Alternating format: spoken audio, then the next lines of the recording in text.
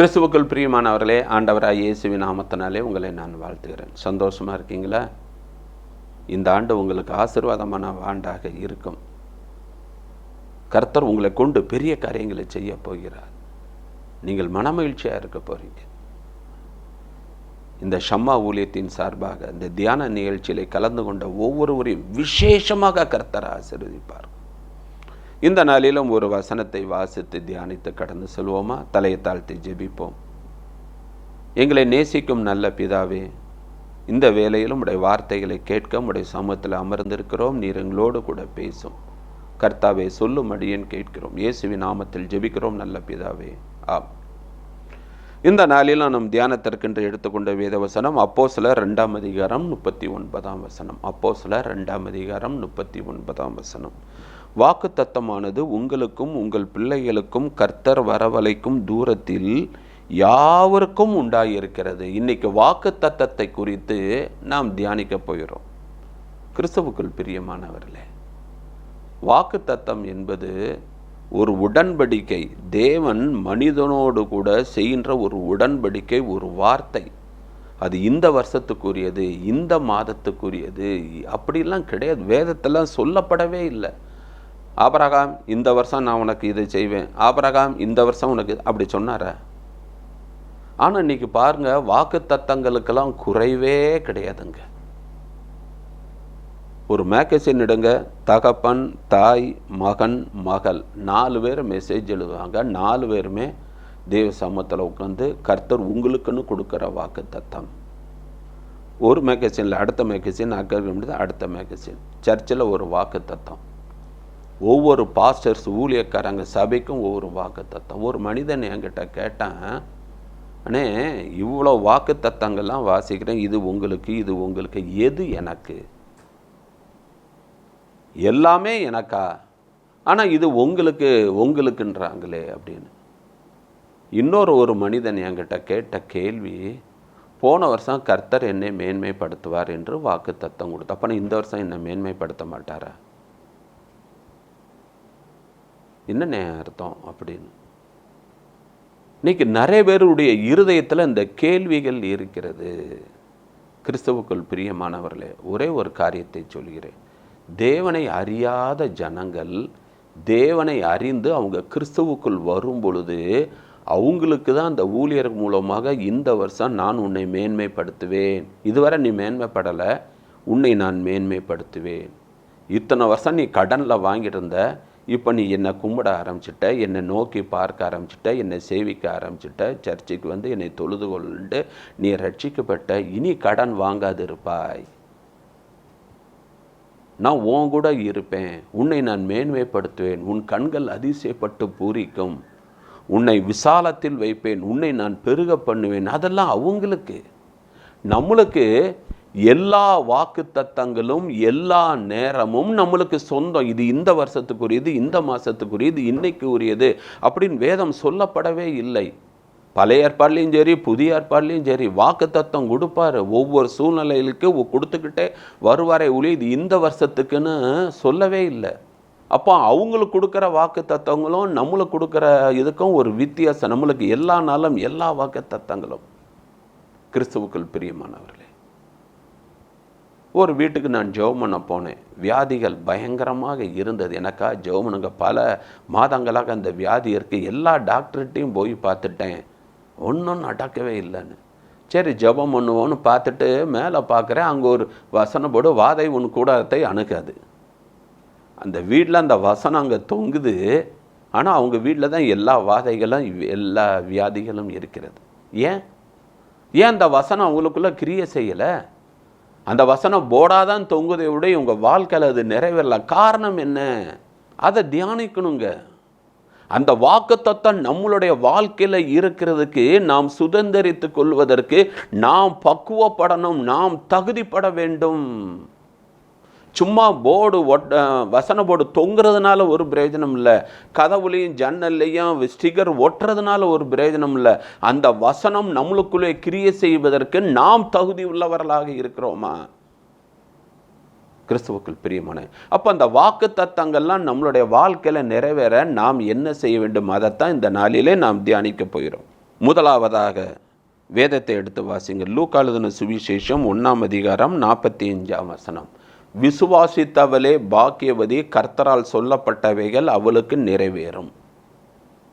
இன்னைக்கு கர்த்தர் உங்களுக்கு சொல்லியிருக்கிறார்ல, வாக்கு தத்தம், தரிசனம், சொப்பனம், ஊழியக்காரங்க மூலமாக ஆண்டவர் சொல்லியிருக்கிறார்ல, அது உங்கள் வாழ்க்கையில் நிறைவேறணும்னா விசுவாசிக்கணும். முதல்ல அதை வானத்தையும் பூமியும் படைத்த ஆண்டவரையும் கூட பேசியிருக்கார், அது நடக்கும். விசுவாசிங்க. விசுவாசித்தவளே பாக்கியவதி. அல்லேலூயா. பாருங்க, விசுவாசிக்கணும். ஒரு அம்மா ஃபோன் போட்டாங்க, என் மகா டெலிவரிக்கு போகிறா, ஜெபம் பண்ணுங்க அப்படின்னு. உடனே ஜெபம் பண்ணி நீங்கள் போங்க, நல்ல நார்மல் டெலிவரி தான் கிடைக்கணும். இல்லை, நேற்று தான் ஆஸ்பத்திரியில் ஸ்கேன் பண்ணோம், பிள்ளை தலைகீழ இருக்கான், கொடி சுற்றி இருக்கேன் அப்படின்னாங்க. யார் சொன்னால்? டாக்டர் தானே சொன்னார். போங்கக்கா, நார்மல் டெலிவரி தான், விசுவாசிங்க. டாக்டர் சொல்கிறதெல்லாம் ரெண்டாவது. ஆண்டவர் எனக்கு நார்மல் டெலிவரியை என் பிள்ளைக்கு கட்டளையிடுவார், விசுவாசிங்க, அது நடக்கும்னு. மறுநாள் சாயங்காலம் ஃபோன் வருது, என் பிள்ளைக்கு நார்மல் டெலிவரி. பார்த்தீங்களா? அவிசுவாசப்படாதீங்க. யோபு 3:25 என்ன வாசிக்கிறோம்? நான் பயந்த காரியம் எனக்கு நேரிட்டது. பயப்படாதீங்க. அதனால தான் ஆண்டவர், நான் பயப்படாதே, நான் உனக்கு துணை நிற்கிறேன். இந்த வருஷம் நான் உனக்கு துணை நிற்பேன், நீ பயப்படாத. எதை கண்டும் பயப்படாத. பரீட்சை எழுத போறியா? பயப்படாத. இன்ட்ரிக்கு போறியா? பயப்படாத. வீடு கட்ட போறியா? பயப்படாத. ஃபாரினுக்கு போக போறியா? தனியாக போகிறேன், என் பிள்ளையை எப்படி தனியாக அனுப்ப பயப்படுறீங்களா? பயப்படாதீங்க. ஆண்டவர் உங்களுக்கு பெரிய காரியங்களை செய்வார். விசுவாசிங்க. கர்த்தர் என் பிள்ளையோட கூட இருப்பார், விசுவாசிங்க. ஒரு அக்காவுக்கு ஒரு ஃபாஸ்டிங் ப்ரேயரில் ஜெபம் பண்ண வந்தாங்க.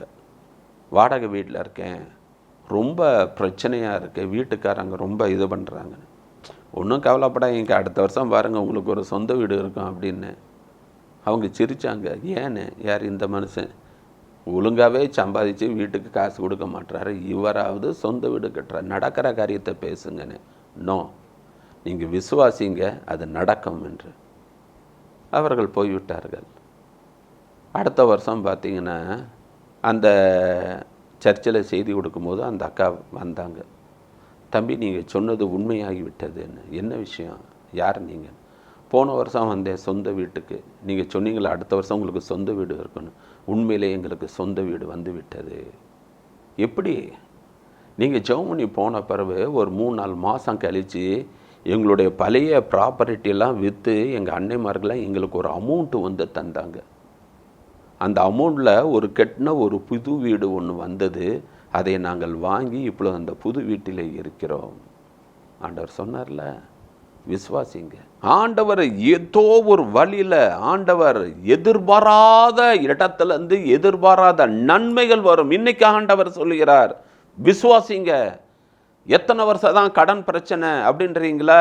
இந்த வருஷம் கடன் பிரச்சனை மாறும், விசுவாசிங்க. எத்தனையோ மாப்பிள்ளை பார்த்தாச்சு, ஒருத்தரும் அமையலை அப்படின்றீங்களா? விசுவாசிங்க. இந்த வருஷம் உங்கள் பிள்ளைக்கு திருமணம் நடக்கும், சொந்த வீடு கட்டுவீங்க, உங்கள் பிள்ளைங்க ஃபாரினுக்கு போவாங்க, நீங்கள் விசாலமான இடத்துல இருப்பீங்க, உங்கள்கிட்ட உள்ள நோய் நொடிகள்லாம் மறையும். இந்த வருஷத்தோட மாத்திரை மருந்தெல்லாம் தூக்கி எறிய போகிறீங்க. ஆண்டவர் உங்களுக்கு சுகம் கொடுப்பார், விசுவாசிங்க. விசுவாசித்தவளே பாக்கியவதி, கர்த்தரால் சொல்லப்பட்டவைகள் நிறைவேறும். விசுவாசிங்க, கர்த்தர் பெரிய காரியங்களை செய்வார். சரி, இரண்டாவதாக அப்போஸ்தலர் 1ஆம் அதிகாரம் 5ஆம் வசனம். பிதாவின் வாக்குத்தத்தம் நிறைவேற காத்திருங்கள். காத்திருக்கணும். ஒருத்தன் டாக்டராக போகணுன்னா அவன் 5 வருஷம் படித்து ட்ரைனிங்கெல்லாம் முடித்தாதான் அவன் டாக்டராக முடியும். அத்தனை வருஷம் அவன் காத்திருக்கணும். ஒரு பிள்ளை வண்டி ஓட்டுதா, அவள் காத்திருக்கணும். அந்த ஏஜ் வந்த பிறகு தான் லைசன்ஸ், அதுக்கு பிறகு தான் வண்டி, சொத்து ப்ராப்பர்ட்டியெல்லாம் உனக்கு வேணுமா, அந்த ஏஜ் வரணும். வந்தால் தான் உனக்கு அந்த ப்ராப்பர்ட்டியெல்லாம் உனக்கு கிடைக்கும். எல்லாத்துக்கும் காத்திருக்கிறோம். ஆனால் ஆண்டவருடைய வாக்கு தத்தம் நிறைவேற காத்திருப்பது கிடையாது. ஏன்? இன்றைக்கி தான் எல்லாம் பாருங்க, திடீர் இட்லி, திடீர் பிரியாணி, திடீர் ஃப்ரைட் ரைஸு, எல்லாம் திடீர்னு வருது. ஹார்ட் அட்டாக்கும் திடீர்னு வந்துடுது. என்னங்க நல்லா தானே இருந்தேன், பட்டுன்னு போயிட்டேன். இன்னைக்கு காத்திருக்கிறதுக்கு நம்மளால முடியல. உடனே நடக்கணும். ஃபோன் உடனே போடுறாங்க, உடனே வராட்டி கோவப்படுறான். எவ்வளோ நேரம் தான் ஆகுது, கோவப்படுறான். உடனே நடக்கணும்னு ஆண்டவர் சொல்றாரு. சில வாக்கு தத்தங்கள் உன் வாழ்க்கையில் நிறைவேறுனா காத்திரு. அல்லேலூயா. ஒரு 3 நண்பர்கள் இன்டர்வியூக்கு போனாங்க. ஒருத்தன் பணபலம், ஒருத்தன் அரசியல் பலம், இன்னொருத்தன் கர்த்தரை நம்பி போனான். 2 பேரும் இவனை கேள்வி பண்ணாங்க. எனக்கு பணம் இருக்கு, ஆள் பலம் இருக்குது, நீ ஒன்றும் இல்லைன்றீன்னு. இல்லை, ஆண்டவர் எனக்கு வேலை கொடுப்பார். அவன் போனான். அவங்க பணத்தை கொடுத்து வேலையை வாங்கிட்டேன், ரெக்கமெண்டேஷன்லாம் அவன் வேலையை வாங்கிட்டான். இவனுக்கு வேலை இல்லை. திரும்பி வரமே எல்லாம் கேள்வி பண்ணாங்க. ஆண்டவர் எனக்கு கொடுப்பார், ஆண்டவர் எனக்கு கொடுப்பார். ஆண்டவர் என்னை வெயிட் பண்ண சொல்கிறாரு. ஒரு நல்ல வேலை வரும் பாரு, உங்களுக்கு மேலே நான் வருவேன் பாரு. போடான்னு எல்லாம் கேள்வி பண்ணாங்களாம். ஒரு 6 மாதம் ஆச்சு. இவன் வீட்டிலே இருந்தான். ஒரு நாளைக்கு அவனுடைய நண்பன் ஒருவன் காரில் வந்து இறங்கி அவனை விசாரித்து, நீ என்ன செய்கிறாய் என்று கேட்கும் பொழுது, படித்து முடிச்சுட்டு சும்மா இருக்க. டே, நீ கிளாஸ்லேயே நீ பொய் பேச மாட்ட, உண்மையாக இருப்ப, பிறர் பொருள் மேலே ஆசைப்பட மாட்ட, நீ கரெக்டாக இருப்பிய, உனக்கா வேலை இல்லை. அவன் இந்த காரியத்தெல்லாம் சொன்னான். இப்படி தானே, ஒன்றும் இல்லை, நீ என் ஆஃபீஸுக்கு வா, எனக்கு ஃபாரினில் எனக்கு நான் புது பிஸ்னஸ் ஆரம்பிக்கிறேன், அதனால் நான் ஃபாரின் போயிடுவேன். இந்த வேலையை பார்ப்பதற்கு ஒரு தகுதியான ஆள் தேடும் போது தான் எனக்கு ஞாபகம் வந்தது. உடனே வந்தேன், நீ நாளைக்கு வந்து சேருன்னு. மறுநாள் அந்த ஆஃபீஸுக்கு போகிறான். அங்கே அவனை ஜென்ரல் மேனேஜராக போஸ்ட்டில் உட்கார வச்சு கீழே உள்ளவங்களெல்லாம் இன்ட்ரடியூஸ் பண்ணும் பொழுது இவன் நண்பர்கள் 2 பேரும் இவனுக்கு கீழே இருந்தாங்க. அப்பொழுது தான் உண்மையிலே உன் ஆண்டவர் உண்மை உள்ளவர், நீ காத்திருந்த எங்களுக்கு மேலே தேவன் உங்களை உயர்த்தினார். கிறிஸ்தவுக்குள் பிரியமான, இந்த குறுக்கு வழியில் போகாதீங்க, லஞ்சம் கொடுத்து சாதிச்சிடலான்னு வெயிட் பண்ணுங்க, ஆண்டவர் செய்வார். வாக்குத்தத்தம் நிறைவேற காத்திருங்கள். சரி, 3ஆவதாக எபிரெயர் 10:36 தேவனுடைய சித்தப்படி செய்யணுமா, அதை காட்டிலும் அந்த வாக்குத்தத்தம் நிறைவேறுவதற்கு நாம் பொறுமையாக இருக்கணுமா. இன்னைக்கு பொறுமை தானே நம்மளுக்குள்ள இல்லை. ஒரு பஸ்ஸுக்கு காத்திருக்கோம், பஸ்ஸு வராட்டி கோவப்படுறோம், முறுமுறுக்கிறோம். என்ன பஸ்ஸு வர மாட்டேங்குது, மற்ற நேரம் சரசரையாக போகும், நான் எதிர்பார்க்கும் போது பஸ் வரலையே, முறுமுறுக்கிறோம். வீட்டை விட்டு வெளியே கிளம்புறோம், மழை தூர ஆரம்பிக்குது, ஜெபம் பண்ணுறீங்க, மழை அடித்து ஊற்றுது, உடனே பொறுமல் இல்லை, மழை நின்று தொலைய மாட்டேங்க, எனக்கு நேரமாகுது, நான் அங்கே போகணும் இங்கே போகணும், முறுமுறுக்கிறோம்ல. ஏன் அந்த பொறுமை நம்மளுக்குள்ளே இருக்க மாட்டேங்குது? பாருங்களேன், ஒரு கம்பளி பூச்சி கூட 21 நாள் காத்திருந்து அதுக்கு பின்பு அது அழகான வண்ணத்து பூச்சியை வர, அது 21 நாள் காத்திருக்குது. ஒரு முட்டை அடகாக்குது, ஒரு கோழி அடகாக்குது, 21 நாள் கழித்து குஞ்சு அது வருது. எல்லாம் பொறுமையோடு காத்திருக்கும் பொழுது இந்த மனுஷங்களாகிய நான் மட்டும் அந்த பொறுமையோடு இருப்பது கிடையாது. உடனே நடக்கணும், இல்லாட்டி முறுமுறுக்கிறோம், கோவப்படுறோம். அப்படிலாம் செய்யாதீங்க. வாக்குத்தத்தம் நிறைவேறும், மூல விசுவாசிங்க, காத்திருங்க, பொறுமையோடு காத்திருங்க, கர்த்தர் உங்களுக்கு செய்வார். தலையை தாழ்த்தி ஜெபம் பண்ணுவோம். அன்புள்ள ஆண்டவரே, அருமையான அந்த வேலைக்காக நன்றி அப்பா. இந்த வருஷம் மட்டுமில்லை, ஒவ்வொரு ஆண்டும் எங்களுக்கு எவ்வளவோ வாக்கு தத்தங்கள் கொடுத்திருக்கிறீர். இந்த வருஷமும் சில வாக்கு தத்தங்கள் எங்களுக்கு கொடுத்திருக்கிறீர். ஆனால் இந்த வாக்கு தத்தம் நிறைவேற நாங்கள் காத்திருக்க வேண்டும், அதோடு பொறுமையோடு காத்திருக்க வேண்டும். அதை காட்டிலும் அந்த வாக்குத்தத்தம் எங்கள் வாழ்க்கையிலே நிறைவேறும் என்று விசுவாசிப்பதற்கு எங்களுடைய விசுவாசத்தை வர்த்திக்க பண்ண வேண்டுமாறு ஜெபிக்கிறோம் அப்பா. எல்லா வாக்குத்தத்தங்களும் எங்களுக்குரியது, அதை நாங்கள் சொந்தமாக்கி கொள்ள கிருபை தாரும் ஆண்டவரே. நீங்கள் அப்படி செய்யப்பற கிருபைக்காக நன்றி. ஆசீர்வதியும் வழி நடத்தும் இயேசுவின் நாமத்தில் ஜெபிக்கிறோம் நல்ல பிதாவே, ஆமென். கிறிஸ்துவுக்குள் பிரியமானவர், இந்த செய்தி உங்களுக்கு மிகவும் பிரயோஜனம் உள்ளதாக இருக்கும் என்று நினைக்கிறேன். உங்கள் வீட்டில் தொங்க விட்ட வசனமோ, ஸ்டிக்கரில் ஒட்டப்பட்ட வசனமோ, இந்த வருஷம் கர்த்தர் உங்களுக்கு கொடுக்குற வாக்கு தத்தங்களும் நிச்சயம் நிறைவேறும். விசுவாசிங்க, காத்திருங்க, பொறுமையோடு கூட இருங்க. God bless you. கர்த்தர் உங்களை ஆசீர்வதிப்பார். ஆமென்.